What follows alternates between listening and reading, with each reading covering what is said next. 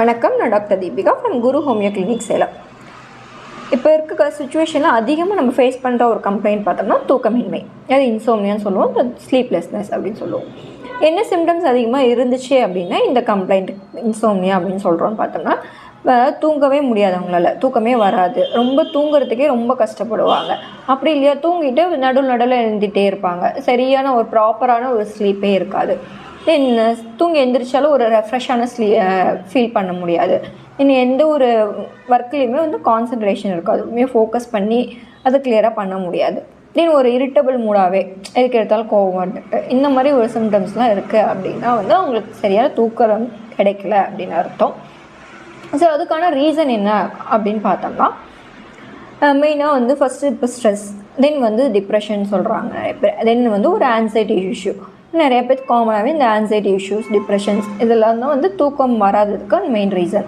தென் இப்போ mobile usage அதிகமாக work போகிறவங்களா இருந்தாலும் சரி, காலேஜ் போகிறவங்களா இருந்தாலும் சரி, ஃபோன் யூசேஜ்னு பார்த்தோம்னா நைட்டில் தான் அதிகமாக இருக்குது. அதிகமாக ஸ்க்ரீன் டைம் பார்க்குறதுனாலே தூக்கம் வராது.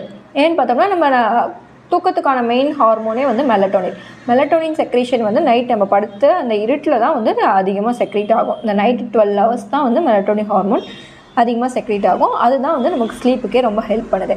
நம்ம அதிகமாக ஃபோன் பார்த்துட்டே இருக்கிறதால நம்ம லைட் நம்ம ஃபேஸில் இருக்குது. ஸோ அந்த ஹார்மோனல் செக்ரீஷனே கம்மியாகுது.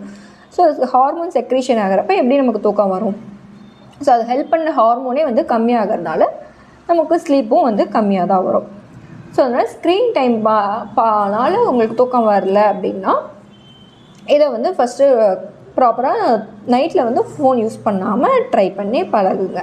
இதுவே உங்களுக்கு ஸ்லீப் இம்ப்ரூவ்மெண்ட்டு கொடுக்கும்.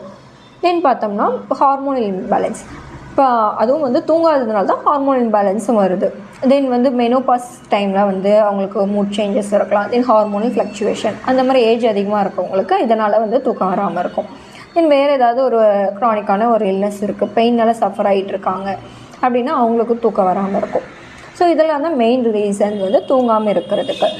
தென் ஹார்மோனுக்கும் இதுக்கும் என்ன சம்மந்தம்னு பார்த்தோம்னா, இப்போ நம்ம ஹார்மோன் பேலன்ஸாக இருக்கணும் அப்படின்னா நம்ம தூங்கணும் ஃபஸ்ட்டு. ப்ரொஜெஸ்ட்ரானாக இருக்கட்டும், ஈஸ்ட்ரோஜனாக இருக்கட்டும், டெஸ்டோஸ்டெரான் இருக்கும், இதெல்லாமே நம்ம தூங்கினா தான் பேலன்ஸ்டாக மெயின்டைன் ஆகும். தென் ஸ்ட்ரெஸ் ஹார்மோன் கார்டிசோல். இப்போ கார்டிசோல் தூங்காமல் இருக்கிறதுனால கார்டிசோல் லெவல் ஹையாக தான் இருக்கும். ஸோ உங்களுக்கு இன்னுமே ஸ்ட்ரெஸ் அதிகமாக தான் இருக்கும். ஸோ கார்டிசோல் நம்ம தூங்குறதுனால கம்மியாகும். ஸோ தூங்குறப்போ இந்த ஹார்மோனல் எல்லாமே கரெக்டாக பேலன்ஸ் ஆகும். இப்போ நீங்கள் தூங்காமல் இருக்கீங்க அப்படின்னா இந்த ஹார்மோனல் எல்லாமே இம்பேலன்ஸ் ஆகும். ஸோ இந்த ஹார்மோன்லாம் இம்பேலன்ஸ் ஆகிறதுனாலே உங்களுக்கு நிறையா காம்ப்ளிகேஷன்ஸ் வர வாய்ப்பு இருக்குது, நிறைய கார்னிக் கண்டிஷன்ஸும் வர வாய்ப்பு இருக்குது. ஸோ இதுக்கு என்ன சொல்யூஷன் அப்படின்னு பார்த்தோம்னா, உங்கள் ஸ்க்ரீன் டைம் பார்க்குறவங்களா ஸ்க்ரீன் டைம் கம்மி பண்ணுங்கள். அப்படி இல்லையா நைட் ஷிஃப்ட் பார்க்குறவங்களா இருந்தால் நீங்கள் உங்கள் ஒர்க் லைஃப்பை பேலன்ஸ்டாக பார்த்துக்கணும். அப்படி இல்லையே நான் லேட்டாக தான் சாப்பிடுவேன், ஸோ நைட்டில் ஃபுட்டு அதிகமாக சாப்பிட்றத கம்மி பண்ணிக்கோங்க. வயிறு ஃபுல்லாக இருந்துச்சுனாலும் தூக்கம் வராது. ஸோ ஹெவி மீல்ஸை கம்மி பண்ணிக்கோங்க.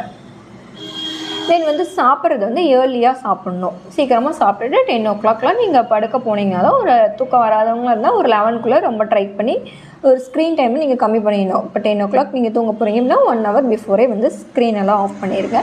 தென் லைட் ஆஃப் பண்ணிடுங்க. லைட் ஆஃப் பண்ணிட்டு படுத்திங்கனாவே உங்களுக்கு தூக்கம் வந்துடும் ஆட்டோமேட்டிக்காக. தென் இதுக்கு என்ன ட்ரீட்மெண்ட்டு என்ன பண்ணலாம் அப்படின்னு பார்த்தோம்னா, ஹோமியோபதியில் தூக்கிறதுக்கு மெடிசன் இருக்கா அப்படின்னு கேட்டால் இருக்குது. ஸோ ப்ளஸ் உங்களுக்கு என்ன க்ரானிக் கண்டிஷன்ஸ் என்ன இருக்குது அப்படின்னு பார்த்து, இல்லை ஸ்ட்ரெஸ்ஸா இல்லை டிப்ரெஷனா, ஃபஸ்ட் நம்ம அதை ட்ரீட் பண்ணாவே நமக்கு தான் ஆட்டோமேட்டிக்காக தூக்கம் வந்துடும்.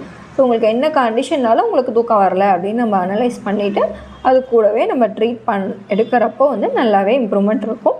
இங்கே இதுக்கு மேலே தூக்காமல் இருக்கிறது கஷ்டப்பட வேண்டாம். ஸோ இந்த மாதிரி ஹெல்த் ரிலேட்டட் டிப்ஸ் பார்க்கணும். இந்த சேனலை சப்ஸ்கிரைப் பண்ணிக்கோங்க, ஃப்ரெண்ட்ஸ் அண்ட் ஃபேமிலிக்கு ஷேர் பண்ணிக்கோங்க. வீடியோ பிடிச்சிருந்துச்சா லைக் பண்ணிக்கோங்க. தேங்க்யூ.